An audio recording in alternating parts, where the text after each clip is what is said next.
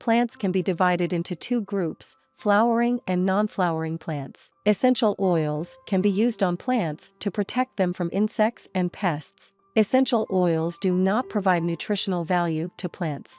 Essential oils are safe for plants, people, and the environment. Thieves' essential oil blend can be used to clean plant leaves and protect against mold and pests. Thyme essential oil is an effective insect repellent. Rosemary essential oil repels flies, fleas, mosquitoes, and cats. Citronella and eucalyptus essential oils are effective at repelling insects. Peppermint essential oil repels spiders, fleas, flies, lice, and ants. Pine essential oil repels fleas, ticks, slugs, and snails. Lavender essential oil repels moths, ants, and other soft-bellied insects. Tea tree essential oil repels fleas, ticks, and flies. Cinnamon essential oil is effective at getting rid of weeds. Tea tree essential oil is effective at treating fungal plant infections. Essential oils can be used in combination with plant companions to promote plant growth. Essential oils can be used to attract pollinators such as bees and butterflies.